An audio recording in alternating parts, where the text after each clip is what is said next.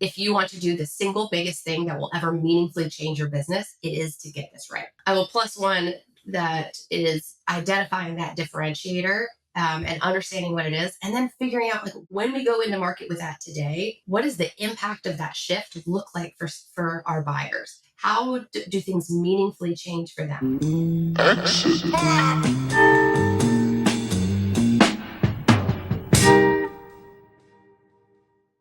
All right, Kira's here. My favorite type of podcast. Let me tell you why this is my favorite type of podcast. Number one, you came highly recommend. I asked the community a couple weeks ago, like, which people, who should I have on a podcast? What topics do you want? And a bunch of people said that you're awesome, which is great. Then you're telling me before we start recording that you're like, I look you up. You're actually an Exit 5 member, which is even better.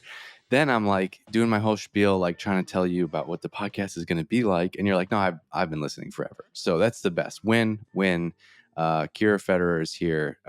Quick background: who are you? What do you do for work? What's your B2B marketing roughly career story to catch people up to speed before we dive? What's the TLDR? So my background is, if there are other elderly millennials listening, headed to San Francisco. Whoa! What is an elderly millennial? What?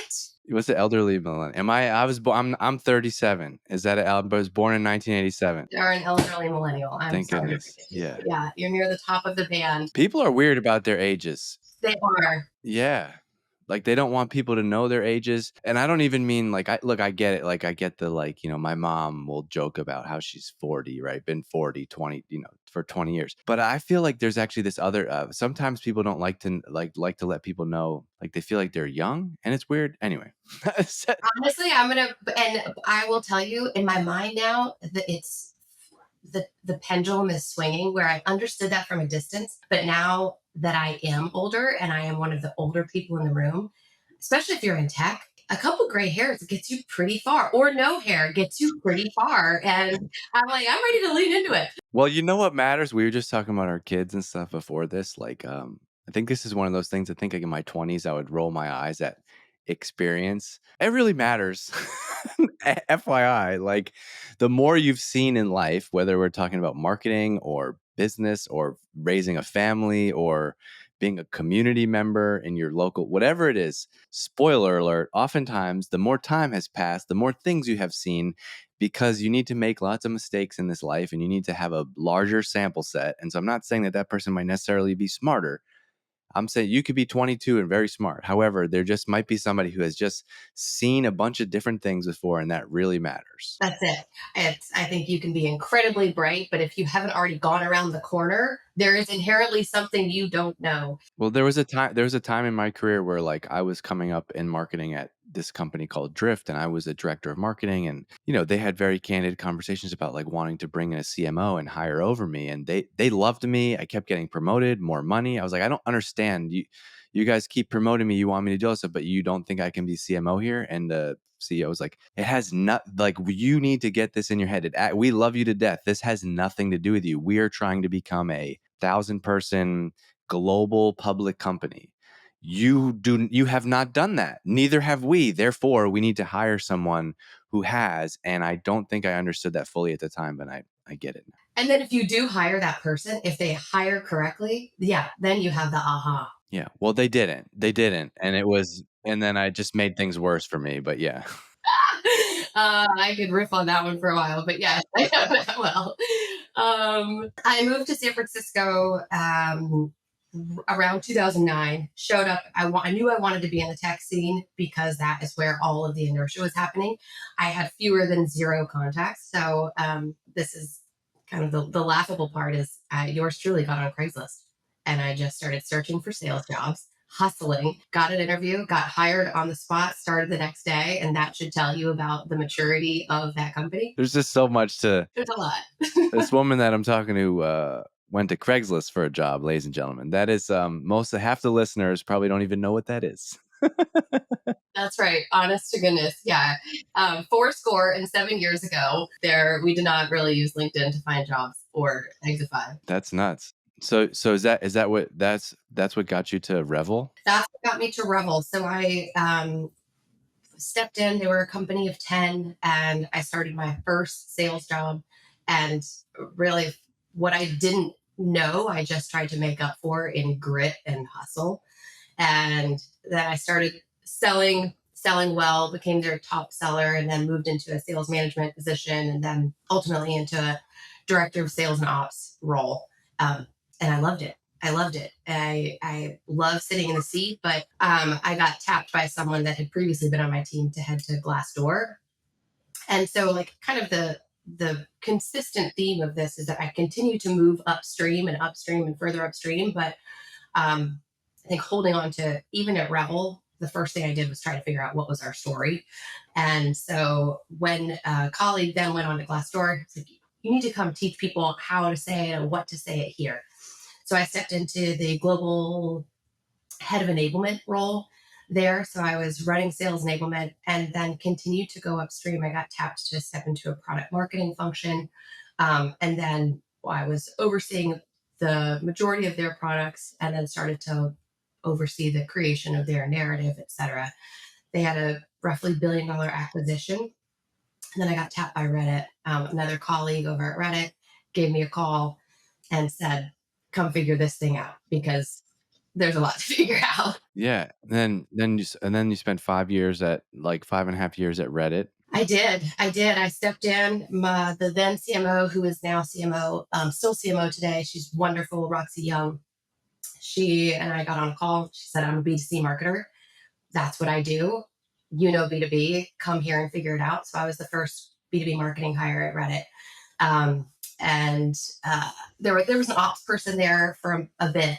He moved on, but so it was just myself. And then I began to build a very small team. Over time, we obviously grew considerably, but by the time when I started, it was 100. And by the time I left, I think we were somewhere just under 4,000, 3,500. And yeah, that's a whole story to unpack and one I just couldn't be more proud of. All right, we're going to come back to that. Yeah. And now you did your own thing for a bit, but you're going back in-house to do what? I am.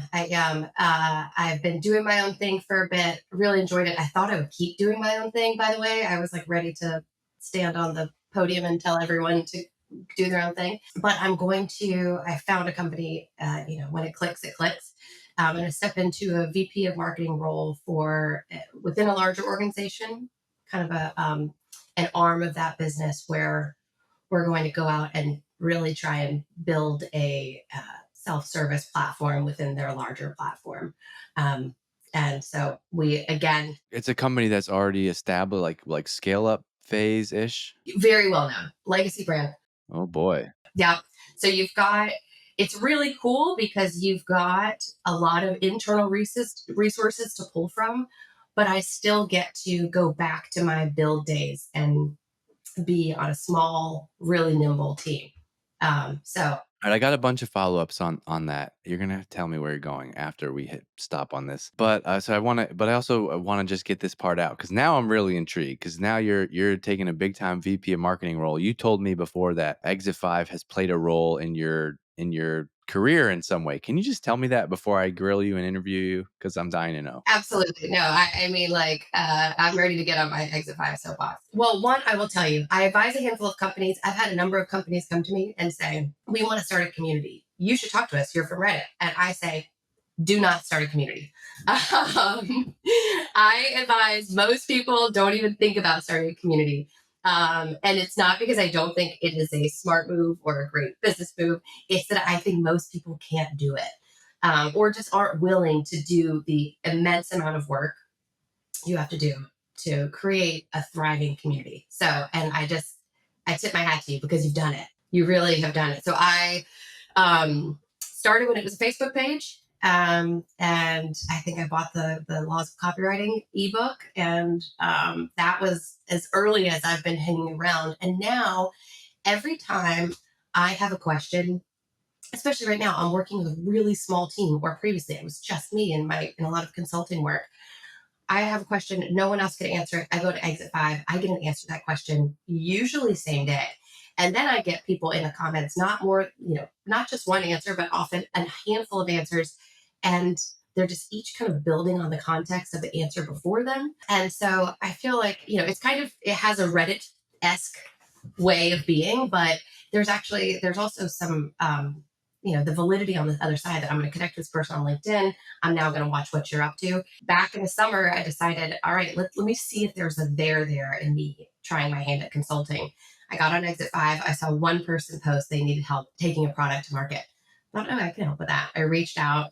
That was my first consulting contract. It was then my second consulting contract. It was my third consulting contract. And if I weren't stepping into this role, it would be my fourth and my fifth. So huge shout out to Lindsay McCabe. And she is I know, a very devoted Exit 5 podcast or Exit 5 member. But um, and so I think, like, yes, for my career, but also for actual dollars in my pocket, for answers to my questions. Oh my god.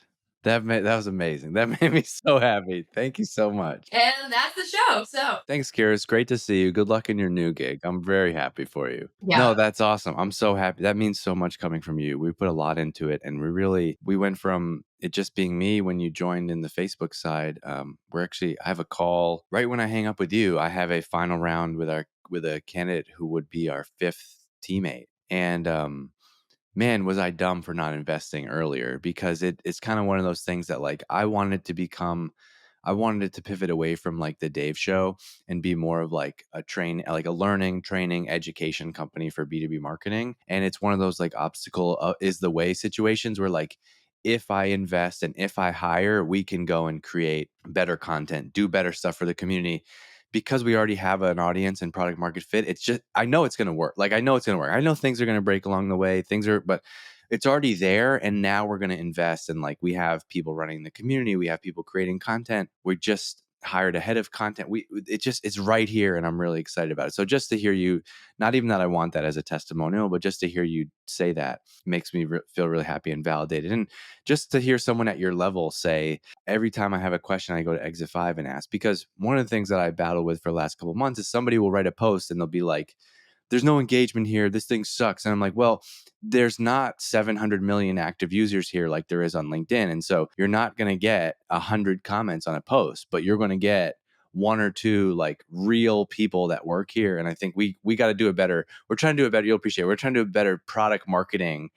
Like, product marketing is everything, right? If you set expectations, like if the expectation is like you're going to write a post in Exit 5 and you're going to get 17 comments and 50 likes, like, we got to almost tell people like you might get one comment. Plus, we also don't even know, like, here's just one person I'm talking to. I got 4 or 5 clients from Exit 5. Like, we don't know that. There's no way to measure it. There's no way that shows up. So, and that's the hard part about community. Back to your point about like why you don't tell most people to get community started, because we try to look at the very like vanity high level metrics about engagement, and it's tricky to do. So I just, like, I think about, at Reddit, we would talk about, the number of communities. People are always trying to understand the distinction. And you can think about something like Ask Reddit. I won't get into a Reddit diatribe, but it is huge. And there are very fun conversations, but, people are in and people are out. And that's kind of like LinkedIn. People are in, people are out. But if you go to r slash Rav, what's that for? Toyota 4Runner, sure, it's you know, nuts. now we're having an entirely different conversation. Is it as big? Is it as noisy? No. Is it going to get you the actual answer you're looking for? Yes. And so, which do you prefer? Yeah. What's crazy, so what's really interesting is the community is now built on this platform called Circle. And I'm saying this on the record because I really want them to do this. They should listen to me. I want to see how many people have viewed particular posts, because just like Reddit, like I use Reddit 10 times a day. I've never posted on Reddit ever. And so there is a huge value in community of the lurkers. And we have so many lurkers in Exit 5. I'll see it all the time. Somebody's like, yeah, I love this community, but I've never posted or never commented, but they're reading and observing. And I got into running last year, and like, all of the stuff I learned about running was through subreddits, right? Never posted, but I read all the stuff there. And I think there's a huge value to lurkers from. Yeah, there's a whole study you could do on that. Yeah. So I gotta shut up. Enough about Exit 5. Who cares? Don't join Exit 5. Look, don't join it. Overrated. If you're listening, don't join the community. Yeah. Kira has done basically nothing in her career. She has not worked in any meaningful companies. Don't take a word that she just don't go join somebody else. Just use the free LinkedIn. You don't need Exit 5. Don't pay. All right. So you have so you have an interesting story in that you started off in sales, and then you got into the product marketing side, which I think anybody listening to this can make a lot of connections between sales and product marketing. I love that. I love that path. I want to ask you a question that actually comes up all the time in the community. As someone who managed a global sales enablement training program, one of the questions I see a lot from marketers is, hey, we're creating all of this content for sales. They're not reading it. They're not seeing it. They're telling me it's not good enough. What's the disconnect, Kira? And how do you think about content? And I've seen it, right? Marketing, we got every deck in the world. We got every case study in the world. Sales is still telling me that it's not the right one, or they want more. How do you get sales to use the content that marketing is creating? Can you imagine if I said to you, today, Dave, I'm going to introduce you to your new wardrobe. And starting today, you will wear that wardrobe every day. I've picked it out, and here you go. You would tell me, what? No, I didn't weigh in on this. This isn't mine. I'm going to go back to wearing the orange shirt that I love to wear, and that's what I do. And I think that that's so often we in marketing, we go through our process, we do what we need to do, we stand up on a stage or in front of a Zoom and we share, we did this great thing. Here's everything to go and talk about it. But so often they were, if they weren't part of the process, they are not going to be committed to taking that message to market. And I think we have to completely rethink the way we launch in a way that matters to sales, because you and I actually both know, this is a very long-winded answer to this, but you and I both know Corporate Bro. We both know Ross. And Wait, he has a real name? No. He has a real name. I prefer not to use it, but I think Ross humanizes. The brand a little. The fact that his name is Ross Pomerantz humanizes the brand a little bit. For him, oh my gosh! So he's never going to listen to this, so it doesn't matter. No, I know. It's good. It's you got to keep his feet on the ground. Just call him Ross Pomerantz every once in a while. But next time he's chirping marketers, just say, all right, Ross Pomerantz. So that's it. I think it's that's exactly what I was going to point to. It's like Corporate Bro has one of his most tried and true tropes is that marketing doesn't get it. Marketing, they think they know, but they just don't get it. And I think, the very unpopular opinion, but I think for all of us, is to move into what we do with the assumption that in the beginning, and especially if you are a marketing leader and you are not working hand in hand with a revenue leader, or if you work for that marketing leader that's not already hand in hand with the revenue leader, the entire sales organization, when you stand on stage, is kind of looking at you with a squint. And so I think when we roll things out, they should feel like their fingerprints are all over it. Yeah, you said something, you're getting at something really important, which is it's almost like being a manager, right? If you're the manager and you say, team, here's our plan and here are the orders for the year, go and do them. They're not going to do them the same as if you're like, team, here are the goals for the year. Let's work on these together. Let's work on a plan together. You come up with the plan. It's like the best way to get somebody to do something is to have them create it, be involved in the creation. And so if I can spit this back to you, it seems like it's like where we get in trouble is we create a ton of stuff and then we're like, what, sales? You don't want this? You don't want these 50 things we created? Where it's actually like, no, I actually wouldn't create anything. Don't create anything and do it together. I think that's right. And bring them every time I have a launch, I create a core team. There's always a seller on that core team. And that it's not a manager, it's not a sales executive, it's someone who is on the ground, because there's just going to be context that a manager. Well, it's just like a product launch. It's like you wouldn't launch a product without having beta customers or early users, so then you can launch with those customers and have them be included in your marketing. We're going to have Christina on the sales team. She's going to be she's going to be basically a testimonial. You need to build advocates and a testimonial. So now in that sales meeting, Christina's going to stand up and she's like, yeah, actually, I went through the deck that I helped Dave and Kira make this deck and it's fantastic. I've been using it in all my calls so far. It's really been great. Like you need to build advocates like that, right? Exactly. And even to be able to stand up and say, we all know that when we have calls, we get these three objections over and over again, and everyone's nodding their head. Those objections I haven't been able to beat. And now here is this feature or here is this product, and to have that person at the front of it. And I do think also when you do it with a senior seller, not only do they bring context, but they have a level of drive often that I found, managers are inundated. um, they want to be promoted. And so they are going to be leaned into your process and really looking to shine. And so I think it's bringing sales in. I think it's launching at a time that matters to the market and to your buyer and to your sellers. Where sometimes we will launch things, and I always remind my teams, like, product does not decide when we launch, marketing decides when we launch. And we launch at a time that our sellers are going to be paying attention and our customers are going to be paying attention. And while in there, heads up, it's June. I'm not sure when this episode is going to come out, but it's almost time for us to even start to think about what are we going to take to sales kickoff if your fiscal starts in January. I know, like, we have to, and we're taking big enough things. You might even sandbag them a bit and launch them at a time where sales is paying attention, that they're ready. They're not ready to hear anything you have to say on September 15th because they're just thinking about Q4. And they're not ready to hear anything you have to say in the middle of July because they're probably going on vacation. But they are ready to hear it in before Q1, when Q2 is slow. Like, there are times that I think it's just, so they're in it, they're launching a time that matters. And I think they're also, you can stop me if I'm giving too much information, but No such thing.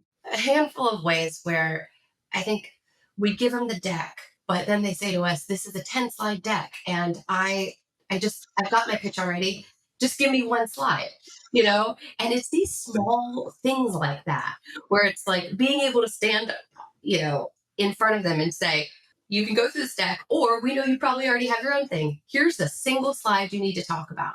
And by the way, here are not only the FAQs, here are the objections we imagine you're going to get. We already thought about them. Here's the post. Don't just repost. Here's a post to do it in your words. And you know what I did, sales? We went ahead and took a look at everyone's territories. This doesn't apply to every ICP. This applies to 2 ICPs. So we pulled a custom account list that we think are going to be the most valuable targets for this particular product, this particular feature, this particular message, etc. And each of you, when I wrap this, you're all going to have your custom accounts, this deck, that one sheet in your inbox. And so I think there's a handful of ways that we can just remember that they don't get to just get on a call and walk through the deck. There are 10 different ways they should be presenting this information. And we need to make it work in a way that is realistic to them. And the first way we do that is that they're in the room on day one. Yeah, I think that's huge. It's like the answer to a lot of these questions actually ends up being very simple, which is like you got to bring them into the creation of that.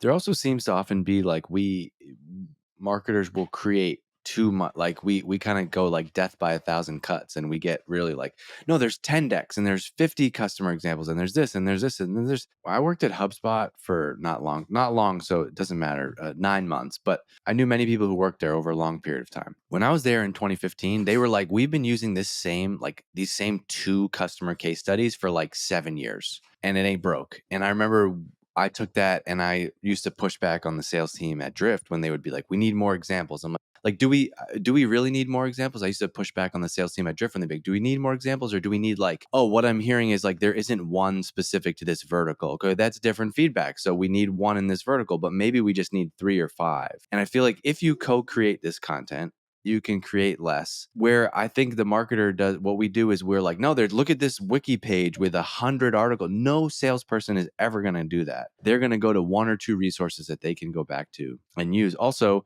it's never going to be this like cookie cutter playbook. Maybe if you're selling at a huge company where it has to be very standard, but like, yeah, they want one slide. Okay, the one slide that's going to work for Kira might be different than the way that I sell, and I'm going to have one slide that's different for me. And so like make it a little bit more flexible. It's like, this is too long. No, this is a 10 slide deck. It's going to be too long. Then I'll go do the one slide, but they don't like the one slide. That's right.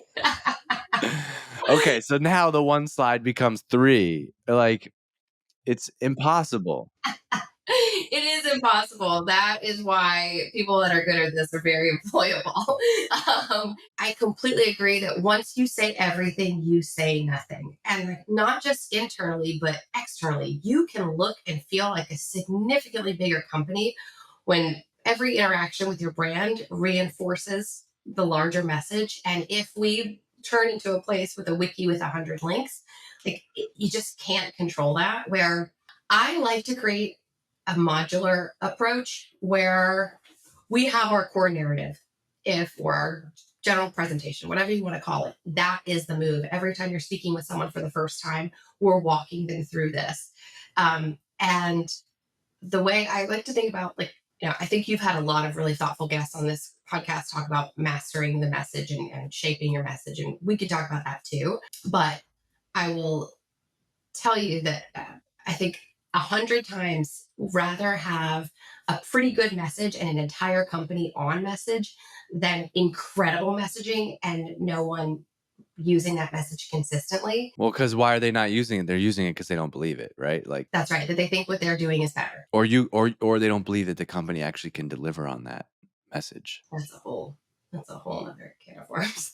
Yes. But I think, yeah, I think your initial assumption is exactly right. Like, I don't believe it, or I don't believe that this is going to be valuable to my customer. And so, the building of that belief that is around when, as you are creating a message. But to your question around, you know, more and more and more content, I think everyone in the organization should agree on what is the core narrative. And you would be surprised how many companies that do not have that singular story. And then once that core narrative is done, No, I would not be surprised. you would not, what am I talking about? You would be not at all surprised to know that so few people know their narrative. When I arrived at Reddit, there were narratives of just cat and kittens with lasers shooting through their eyes, and that was like part of the sales deck. But how do we look at that as this is the story everyone hears? And from there, when we pace the buyer's journey, do we have a piece of content for every part of the buyer's journey? And how do we optimize for the vertical as we go throughout? So I think about like a messaging framework. I've got the messaging framework. We all know the messaging framework. We should all know the words of the messaging framework. But my commitment to you is once that is figured out, we will then pull down from that. We will modify this. What does this look like for your vertical?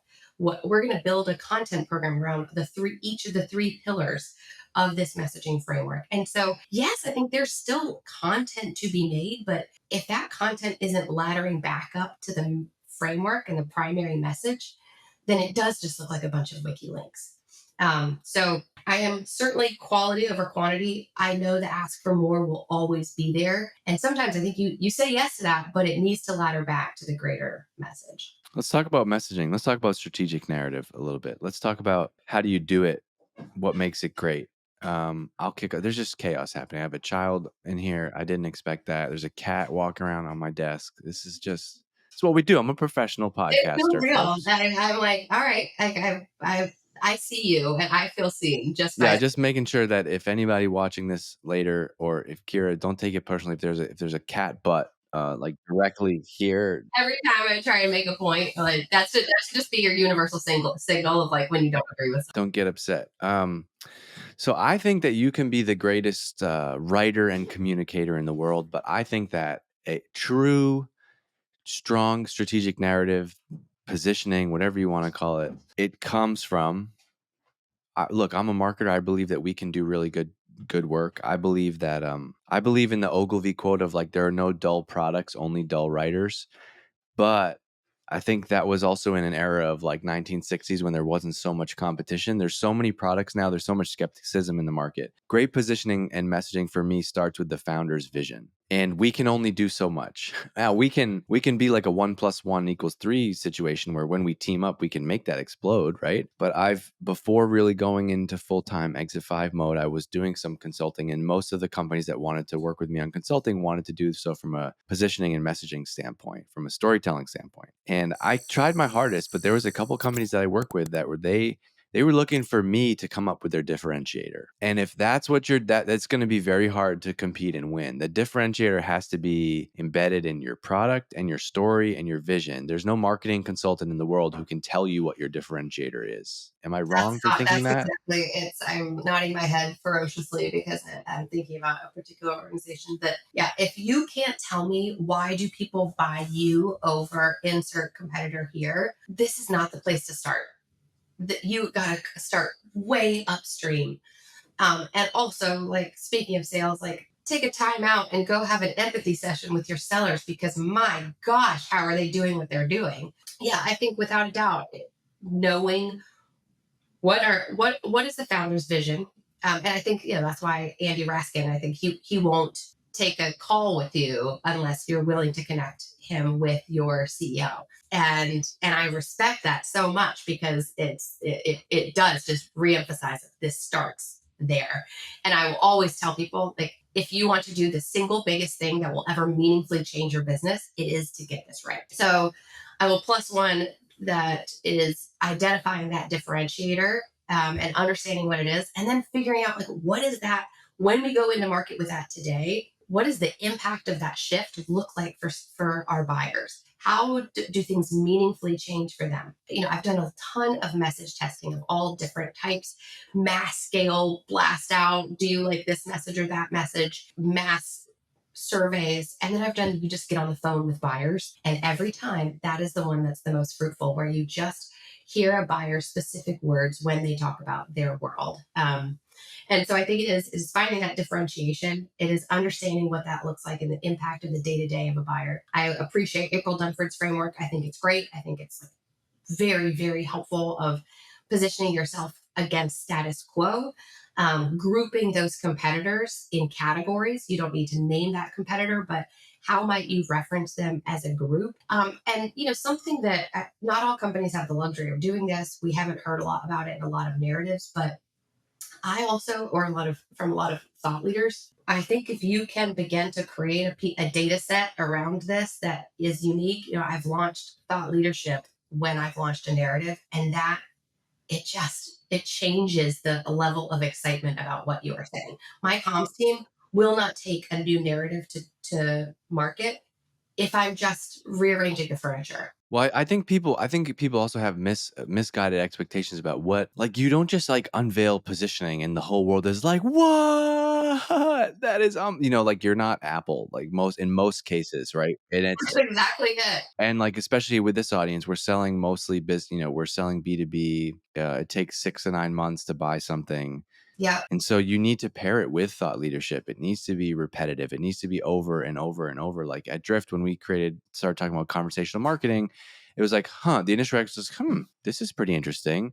Then it's like CEO presentation, keynote, sales deck, product launch that mapped. It's like, then over 2 years, boom, boom, boom, boom, boom, boom, boom, all these things that tie back to the vision. And like, Salesforce, obviously, Mark Benioff is like greatest at this, where he is incredible at, like, they will compete forever because they will take whatever's happening that's relevant in the world. He's going to tie it back to the business, right? In some way. And so it's like, oh, the workforce is changing, communications are going boom. They bought Slack and they integrate, they do that, and they're like, it's a messaging first world. Then they're talking about AI. He's fantastic at taking like what's happening in the world, relating it back, and then they repeat the same thing over and over and over and over. It's not just a one-time launch. And so you have to be able to do that. And so I love what you said about pairing the positioning and strategic narrative with the thought leadership over time. And what was so great about like conversational marketing as an example, it made every product thing that we did in the future so easy from a positioning standpoint. We acquired this video company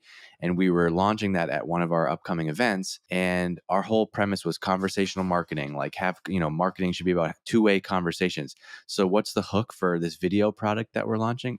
Video is the number one way to start a conversation online today. That's how we're all consuming information. I didn't have a positioning frame. I don't have a framework for that. I didn't use some magic positioning statement. I do think that when the roadmap, when the company vision is really strong and aligned, you don't necessarily need Andy Raskin's framework or April Dunford's framework or Dave Gerhardt's framework, or whatever. It's there. It's not going to be the positioning exercise that gets you there. I will tell you, I don't know that I've had the luxury of working at a company that did have that, where it was so obvious, and Reddit is there now. But when I started at Reddit, I asked around the company from the top to the middle to the, all over, what is Reddit? And no one could answer that.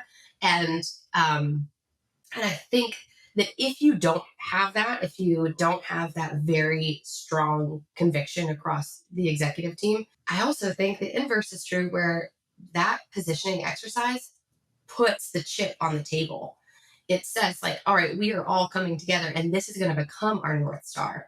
And this is should be complementary to what's already happening, but now we're all going to stand on stage at a sales kickoff, and you, head of product, are going to say how you're building toward delivering on this. I will say, I think there's Yeah, that's fair. So you're saying like there's value in the exercise because it forces everybody to commit to doing it. absolutely, absolutely. And you know, to your point earlier around just saying it everywhere, we did a campaign. I will always love this campaign at Reddit, where we wanted B2B and B2C to be much more closely aligned. They had different taglines. They were different. And This is when we, at least at that point, we had already run some thought leadership previously, but we had been saying that in market for 3 years. I will tell you, 29 when I joined Reddit, or we launched new messaging in 2019, by no one would touch this brand. We were a brand safety risk, I will say. Not that no one would touch it. We were seen as a brand safety risk. And by 2021, we were named as Ad Age's hottest social media platform. And the team grew by 7 people. Not a lot. It was just that we just kept saying it in market. And then later we did a campaign where B2C side, our tagline was find your people. B2B was find your people where they find community. And that advertiser is the audience for that B2B line, but it's all about what changes, obviously, when you find those that care about the same thing. But the way we had our pillars of messaging, and I say this to plus one to your fact that once you know it, it is easy. Where when we went to South by or CES, we knew we were going to say this pillar one. And I come back to a framework because I do love a messaging framework for the cleanliness of it. Then once we will spend the next 6 months talking about pillar one. By the time we get to Cannes in June, we're going to talk about pillar two. Or sometimes we would space them years out. Like, we were just maniacal about every event, everything we were doing in market laddered back to this. And the conversational, like, Drift did that so well. Yeah, and I think this is where, like, if I'm interviewing for CMO or VP of marketing or head of marketing, or even if you're a junior marketer coming up, do you believe in the company's vision? Is it clear that someone there has a strong point of view? Whether you believe they can deliver on it is a second question. But, like, even as the very first, the company had like 8 or 9 employees when I joined Drift. And in the interview, they had just started, they were selling something completely different. But in the interview, David, the CEO, he told me like his 10-year vision. And he's like, we're going to launch this product, then we're going to do this thing. And all that made so much sense to me. And I was like, yes, I can get on board with that. I think the marketing job that's not fun to do is when the founder has no vision and they can't tell you where things are going, because it's very hard to show people the promised land and talk about the future and think about what you could be doing if you don't have a vision beyond the, like, one thing your product does right now. And part of the positioning exercise that you talked about is the way you might whittle down to strong positioning is to actually stop doing some things. Absolutely. Where you just, like, come back to, like, now are we actually building toward fulfilling this promise? And Well, let's just make something up. We're recording on like Zencaster, right? And you could very easily make the case that this could be like a webinar platform and they could do other things, right? But by honing in on one specific use case, this is not a great example. I'm just trying to riff on this. So, like, by just saying like we do podcast recording, that opens up a world of possibility. And it's like with positioning, oftentimes less is more. If you're like, well, but some people, this is where, and I've been in this conversation where like the cross-functional VPs and other people on the product team were like, well, we have this one little pocket of people use our product to do this, and some other people use it. That's great. You have to actually be okay with turning off revenue and saying no, because there's this great book called The Wizard of Ads by this guy, Roy Williams. And he has this quote. I use this quote a lot. Not a lot of people understand it, so I'm going to say it anyway. He says, the risk of insult is the price of clarity. yeah, yeah, Do you understand that quote? I do. I do. It's Sometimes I say that quote and people are like, "I don't get it." But that to me means like the risk of insult is the price of clarity. So the risk of saying no to these customers and these different business units and these different product lines, by saying no to them, you're going to get to the clarity, which is like just doing the one or two things really well. the more less business oriented version of this is that I love to just use in life is clear is kind, unclear is unkind. And but similarly, like clarity is actually kind. Clarity is actually good for your business, but saying yes to everything, it will, and especially in a marketing seat, and maybe even more, especially in a product marketing function, it will take you down if you are trying to serve that many ICPs and you don't have the resources to do it, without a doubt.